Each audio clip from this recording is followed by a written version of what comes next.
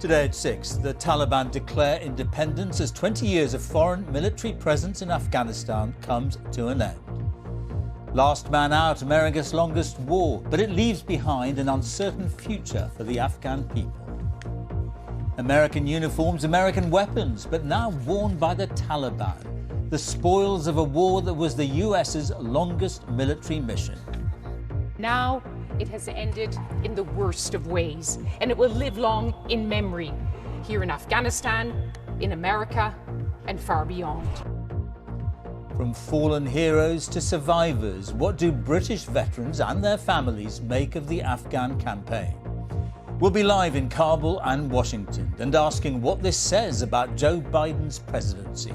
Also tonight, who gets a blood test and who doesn't? The tough choices facing GPs as they deal with a shortage of tubes. Wherever we can, we will make a clinical judgment and only do tests that are absolutely necessary, but with the proviso that no patient should be put at risk. Geronimo the alpaca is put down after testing positive for bovine TB, a case that pitches activists against farmers. And she crosses the line. She knows she's 16 and counting. Dame Sarah Story equals the record for Paralympic gold medals, and she's still got another race to go. And coming up on the BBC News Channel, as the transfer window draws to a close, we'll round up all the key deals after a busy summer of spending.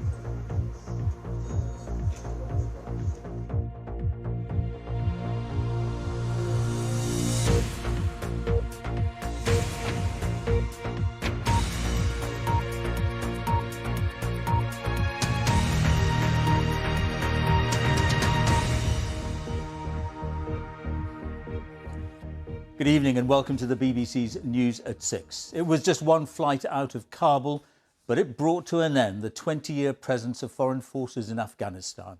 As America pulled out, it left behind an uncertain future for the Afghan people and huge questions for the international coalition about what had been achieved. The Taliban claim they have won their independence, but they too have questions. Can they make the transition from brutal insurgents to responsible government? Our first report this evening is from our chief international correspondent, Lise Doucette, and her cameraman, Robbie Wright, in Kabul.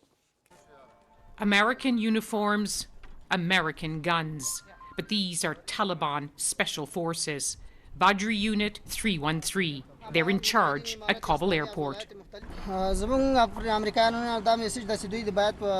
message to the Americans is they should not have any plans to attack Muslims again. Our message to all Afghans is we are going to protect them. The last US flight took off yesterday, just before midnight.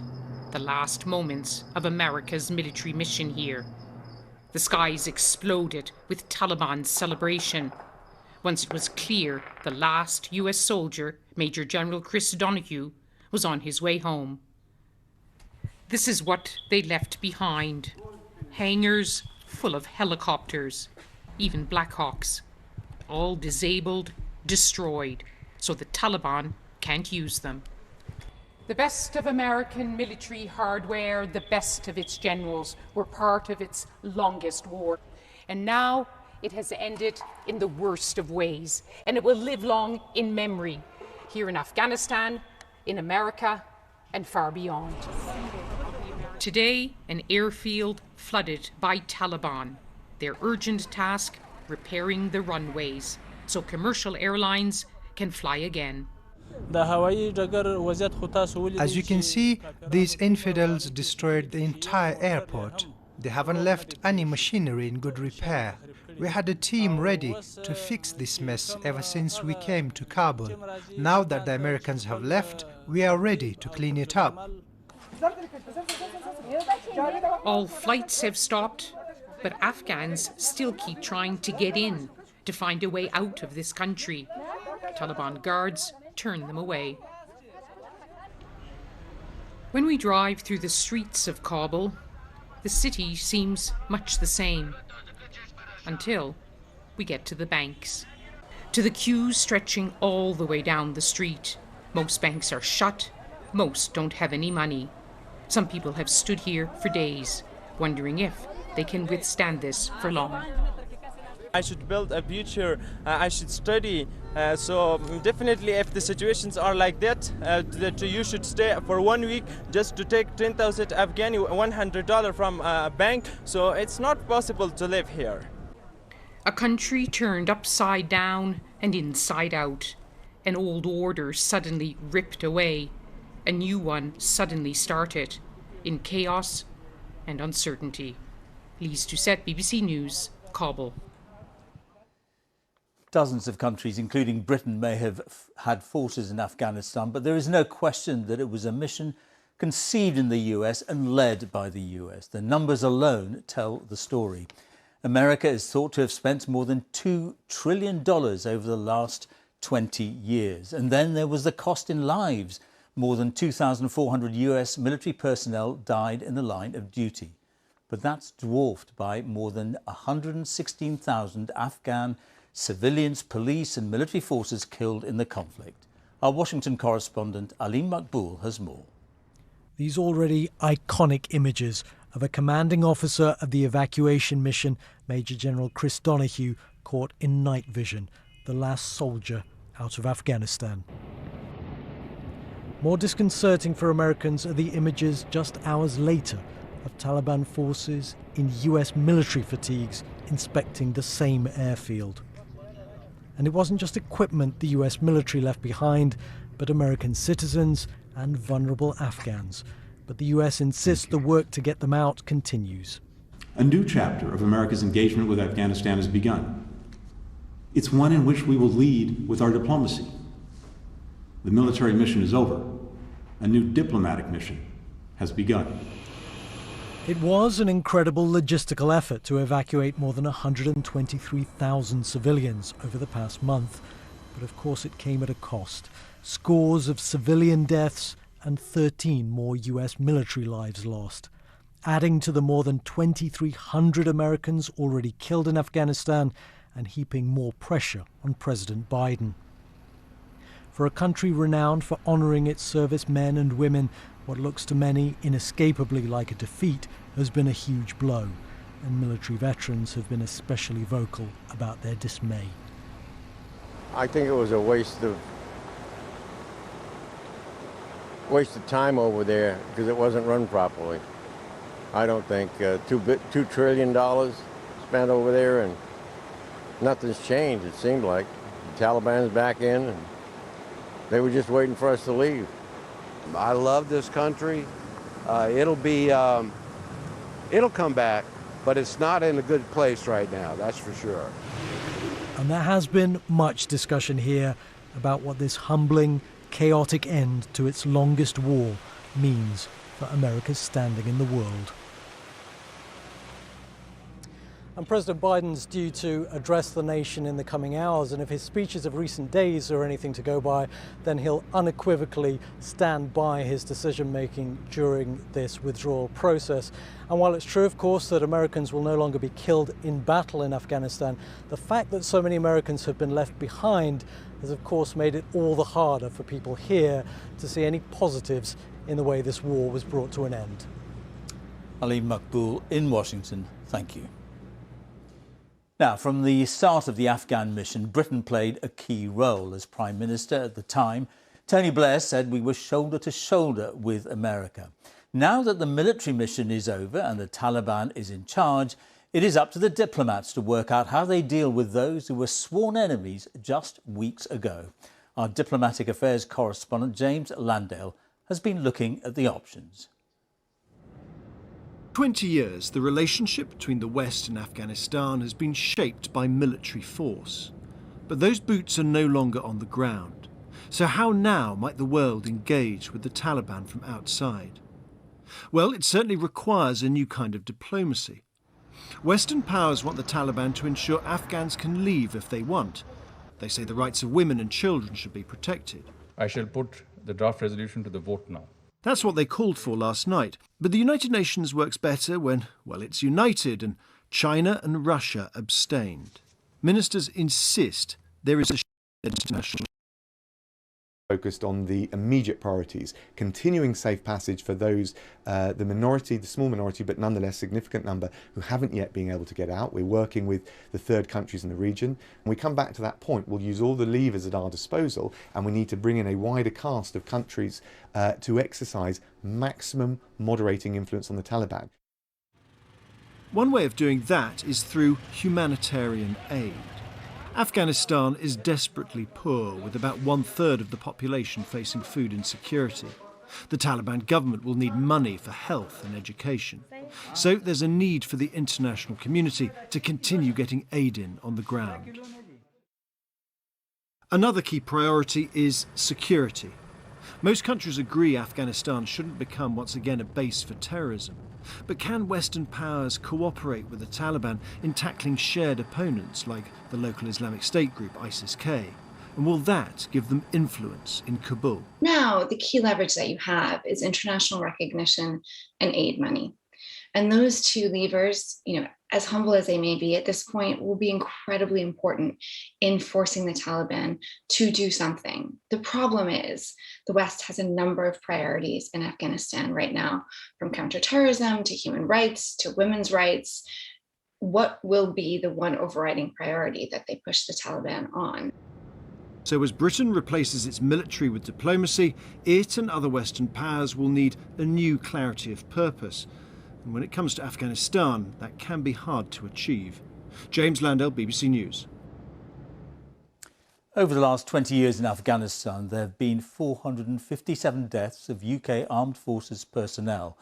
Our special correspondent, Ed Thomas, has been hearing from veterans and the mother of one of those killed in the conflict about how they feel about the way the military operation has ended. The 20-year Afghanistan war is over. But for those who served and their families, the stories of grief, pride and survival will last a lifetime. I can't talk very well. I can't live by myself because I can't reach up into the cupboards and wash myself, can't do anything myself. Ben Parkinson served with 7 Para RHA. In 2006, his Land Rover was hit by a mine. Today, he questions everything. What was it like for you watching the Taliban sweep in, take over in days? I was the point, basically. I lost my legs for nothing. So it's been a waste of time. Afghanistan? It has. A total waste of time. It has destroyed my life. My heart's broken and it's going to be broken forever. This is where Lisa comes to reflect on the life of Private Daniel Wade. Her son was 20 when he was killed in Afghanistan. He was such a lovely lad. His smile would light up a room. He had the most beautiful blue eyes and he was such a cheeky chappy as well. After watching television over the past 2 weeks, how do you reflect on Daniel's sacrifice? Them pulling out of Afghanistan, and now, what about the people they've left behind? Daniel's sacrifice among 456 others, families as well, are feeling so hurt that the sacrifice, is it for nothing? Or do I try and take comfort that he's brought dreams to people that could never dream at one point? People say, did you feel anything? Did you feel a click or anything like that? I didn't feel anything. The next thing I was aware of was I was just lay on the floor on my back. In 2009, Andy Reid stepped on an improvised explosive device on patrol in Afghanistan. He refuses to blame or question his service. Everything we did out there was worth it, 100%. We were changing lives on a daily basis. Every time we went out of camp, we were putting ourselves at risk. But we were changing kids' lives, changing adults' lives, changing women's lives, young girls' lives. Them kids there now have had a taste of freedom. They've seen what it can look like, seen what democracy can look like. And I think they'll want that for the future. Veteran Andy Reid ending that report by Ed Thomas. Well, let's speak to Secunda Kamani, our correspondent in the Afghan capital, Kabul. Just a few minutes ago, Sikandar, we saw Lisa's report, the Taliban parading around the airport. But the big question is, can they make the transition from insurgents to a government? That's absolutely right, George. Of course, the Taliban do have experience of being in power before, but back in the 1990s, only a handful of countries recognise their regime. Many here have terrible memories of it, with its brutal interpretation of Sharia law and its sweeping restrictions preventing women from getting an education, from working. In recent years, they've implemented a kind of shadow system of rule in the rural areas that they've taken control of, overseeing, for example, schools and hospitals, but keeping the staff that were employed by and paid for by the government. Now they're in control of the whole country, and it's going to be their biggest challenge, particularly what to do in big cities like Kabul with young, more educated, more socially liberal populations. How can they persuade those Afghans they can represent them, whilst at the same time not alienating hardliners within their own ranks? Many think this is why the Taliban have always been deliberately vague about their vision for the future, so as not to cause a kind of fracturing within their own forces. Now that the final international troops have been withdrawn from Afghanistan, we're finally expecting to hear the Taliban announce a new government in the coming days. Their elusive leader, Mullah Haibatullah, we're told, has been holding discussions in the southern city of Kandahar. Afghans across the country are going to be hoping, at the very least, to put an end to this period of deep uncertainty. Sikandar Kamani in Kabul. Thank you. And the time is 16 minutes past 6. Our top story this evening. Wearing American uniforms and holding American guns, the Taliban declare independence as 20 years of foreign military presence in Afghanistan comes to an end. And still to come, our woman in Moscow files her final report from Russia, kicked out after being accused of being a threat to national security. Coming up in Sports Day on the BBC News Channel, Britain's Golden Girl does it again. Dame Sarah Storey with another gold at the Tokyo Paralympics, the 16th of her career, and there could be more to come.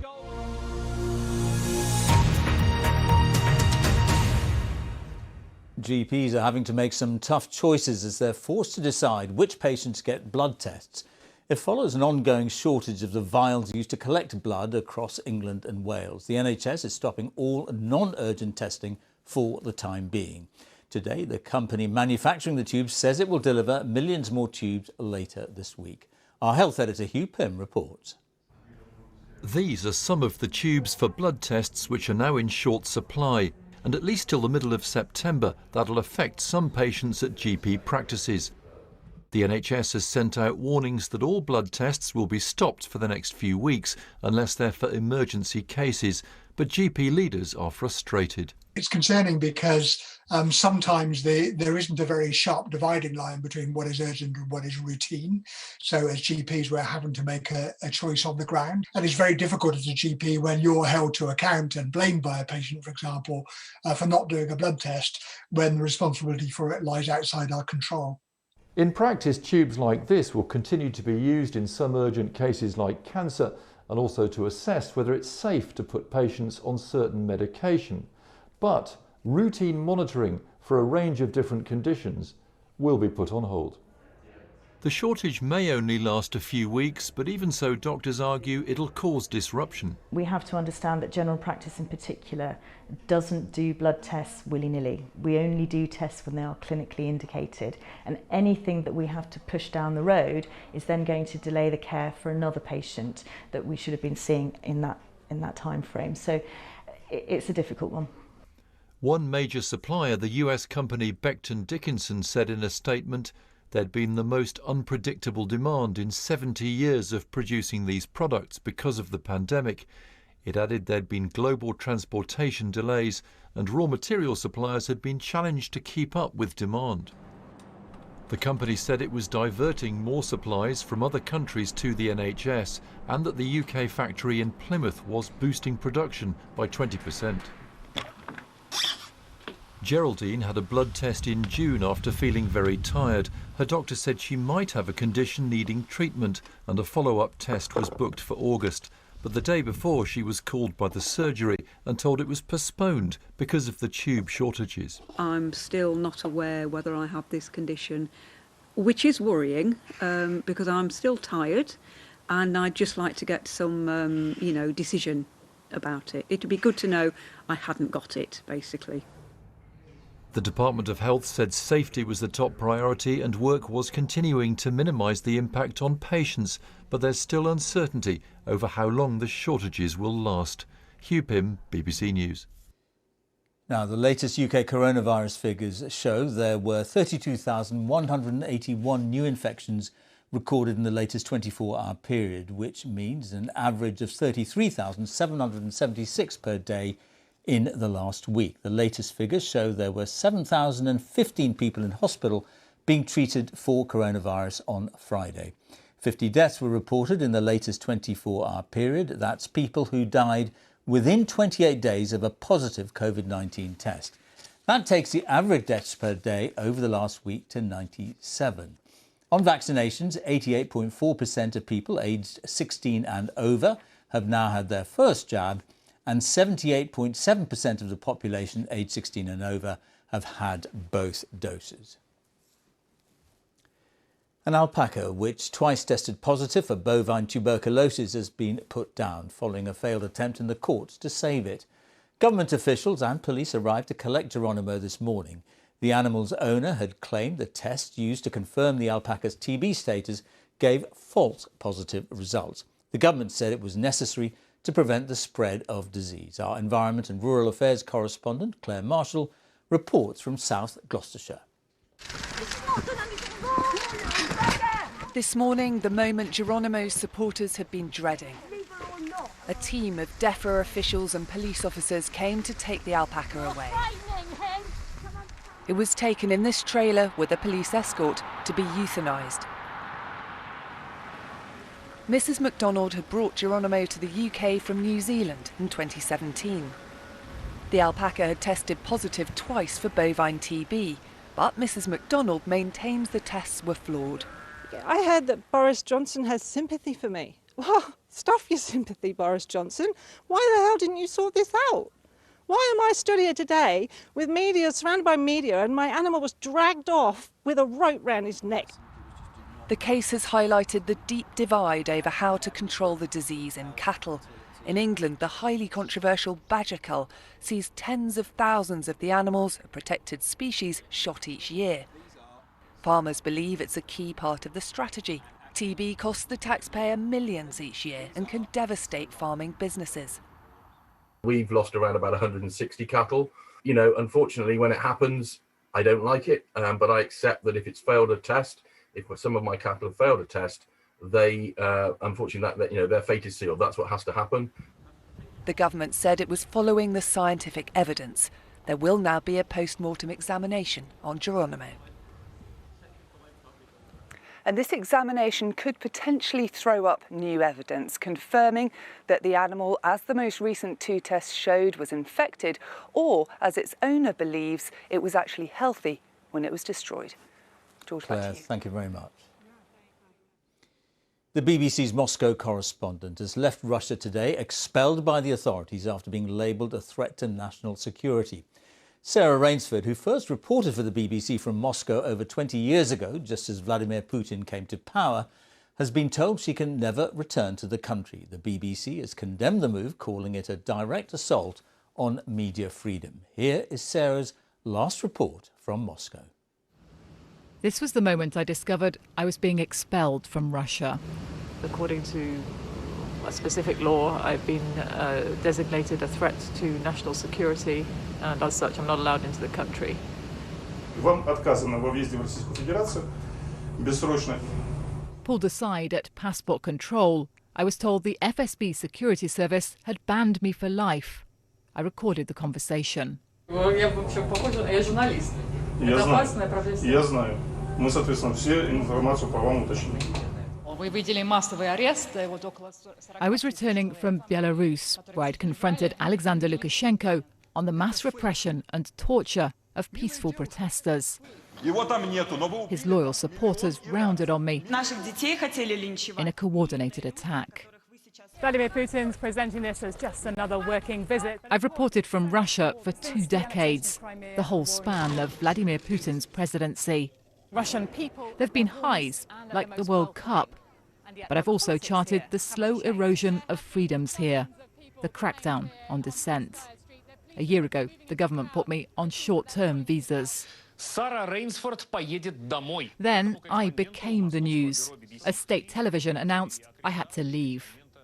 After tense negotiations, I had been allowed to enter Russia. They let me in, for now. But only to pack. I was then told my visa wouldn't be renewed. Supposedly what happened to a Russian reporter in London, though that was 2 years ago. When I was called in here to the Foreign Ministry, they kept insisting that my expulsion was nothing personal. They talked about it as a reciprocal move.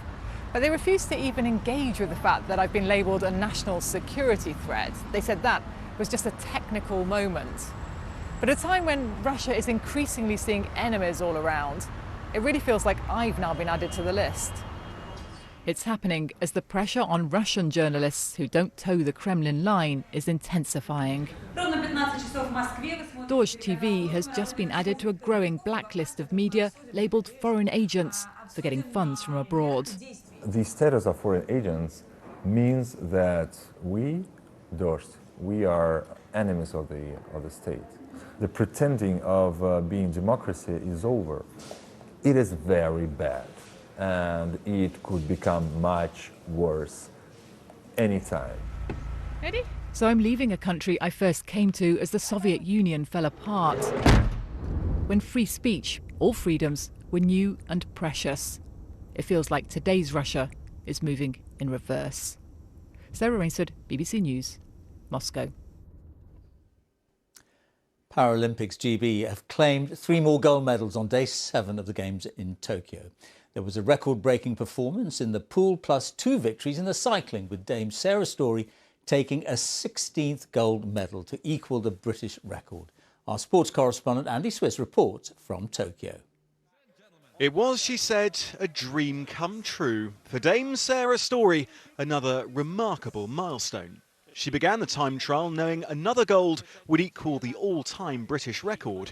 And it was never really in doubt. Storey was 1.5 minutes faster than anyone else, and history was hers. And she crosses the line. Her 16th Paralympic title, equaling the British record set by swimmer Mike Kenny. Storey herself started out in the pool, winning her first gold as a 14-year-old.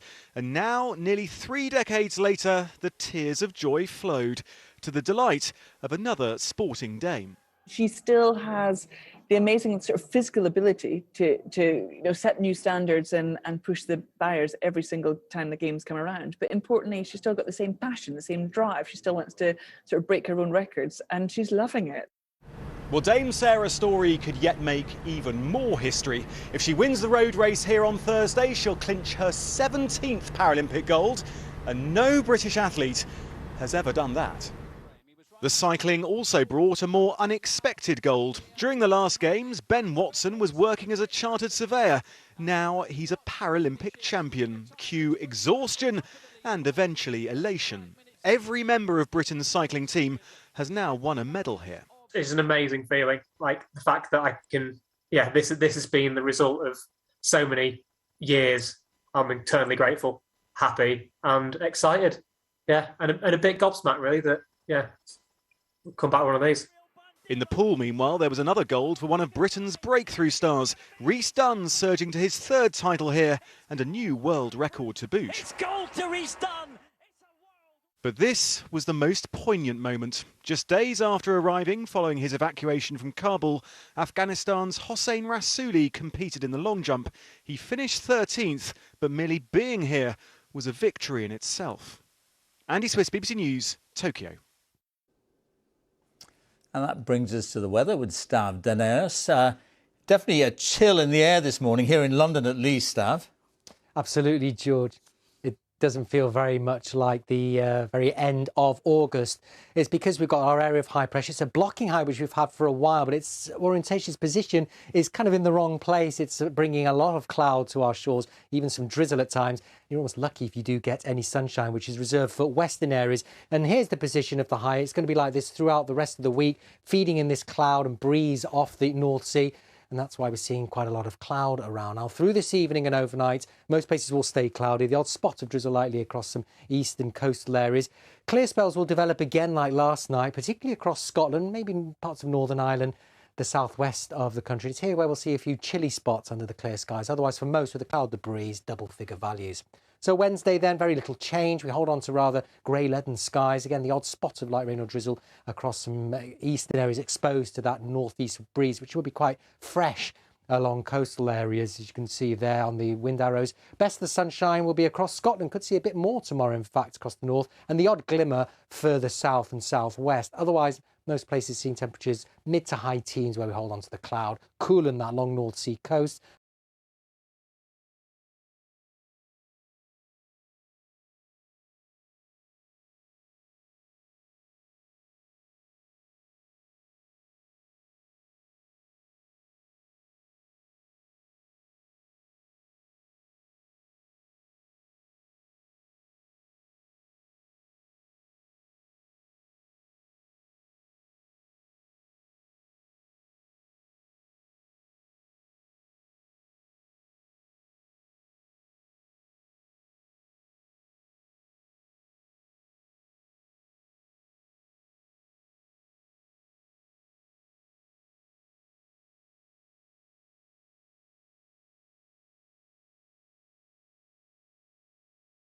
Across the north, and the odd glimmer further south and southwest. Otherwise, most places seeing temperatures mid to high teens where we hold on to the cloud. Cool in that long North Sea coast, up to 21 maybe in the sunniest spots across western Scotland. Very little change again Thursday and Friday. Our area high pressure not really moving, hence the name a blocking high, and it's going to continue to feed in this stream of cloud, mainly to eastern parts, because through Thursday and Friday, southern and western areas again seeing the glimmers of sunshine, pushing temperatures into the low 20s Celsius. Finally, a change to our weather. Not the change many people would like, but at least we lose the grey leaden skies, the high pressure. We see low pressure start to move in, more isobars and more weather fronts on the chart. So that means it's going to turn increasingly unsettled. Increasing chance of rain, some of which could be quite heavy, but there'll also be some sunshine around. It might feel a touch warmer too. George. Snav, thank you very much. And a reminder of our top story. Wearing American uniforms and holding American guns, the Taliban declare independence as 20 years of foreign military presence in Afghanistan comes to an end. That's all from the BBC's News at 6, so it's goodbye from me, and on BBC One we can now join the BBC's news teams where you are.